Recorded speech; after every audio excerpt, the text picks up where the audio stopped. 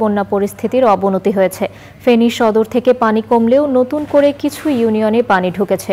লক্ষ্মীপুরে বন্যা পরিস্থিতি অপরিবর্তিত। বন্যা কবলিত অন্যান্য জেলায় পানি কমলেও বানভাসী দুর্ভোগ চরমে। ডায়রিয়ার প্রকোপ ও সাপের উপদ্রব বেড়েছে।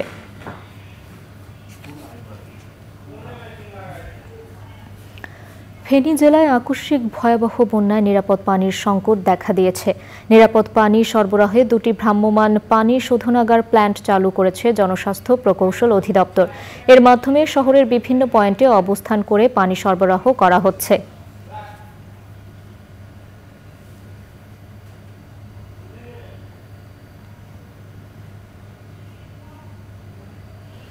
এবারে প্রতিনিধিদের পাঠানো তথ্য ভিডিও চিত্রে সাদিয়া ওমরের রিপোর্ট।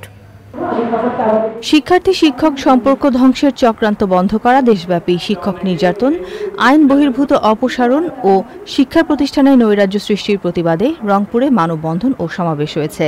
কর্মসূচিতে অংশ নেন বাংলাদেশ কলেজ বিশ্ববিদ্যালয় শিক্ষক সমিতির আওতাধীন 35টিরও বেশি শিক্ষা প্রতিষ্ঠানের 300-রও বেশি শিক্ষক।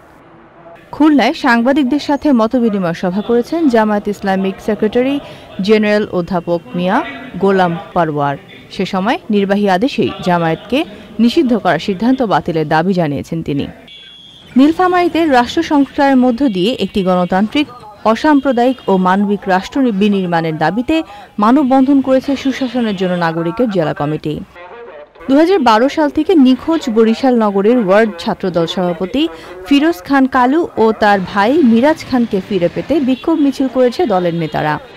যশোর জেলা পরিষদ মিলনায়তনে বৈষম্য বিরোধী ছাত্র জনতার গণ অভ্যুত্থানে নিহত শহীদ পরিবারের সাথে মতবিনিময় করেছেন জামায়াত ইসলামী সেক্রেটারি জেনারেল অধ্যাপক মিয়া গোলাম পারওয়ার।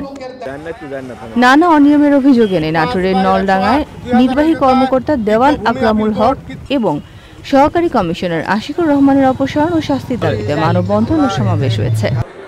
ভোলায় 5 দিনব্যাপী জীবন দক্ষতা উন্নয়ন বিষয়ক প্রশিক্ষণ হয়েছে। প্রশিক্ষণে বিভিন্ন ট্রেডে ভোলার 7 উপজেলার 19 জন প্রশিক্ষণার্থী অংশ নেয়।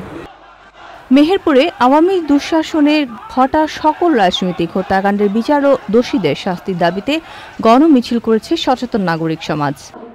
রংপুরে বাল্যবিবাহ প্রতিরোধে সচেতনতা ও করণীয় বিষয়ে আলোচনা সভা হয়েছে। নাগরিক উদ্যোগ আয়োজিত এ সভায় বক্তৃতা করেন মহিলা বিষয়ক অধিদপ্তরের উপপরিচালক, জেলা সুজনের সভাপতি ও অন্যরা। শেরপুরে নৃ জনগোষ্ঠীর এক বীর মুক্তিযোদ্ধা এবং সদ্য এসএসসি পরীক্ষায় উত্তীর্ণ হাজং সম্প্রদায়ের এক কৃতি শিক্ষার্থীকে সম্মাননা দেওয়া হয়েছে।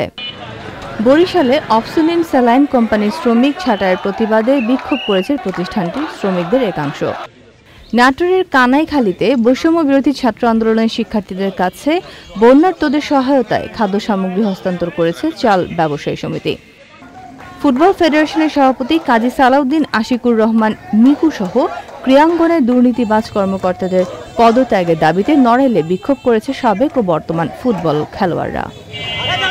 Sadia Omar, channel I. নগদ জনপদের খবর আজকের মতো এ পর্যন্তই। পরবর্তী কৃষি সংবাদ দেখার আমন্ত্রণ জানিয়ে শেষ করছি। ধন্যবাদ সবাইকে।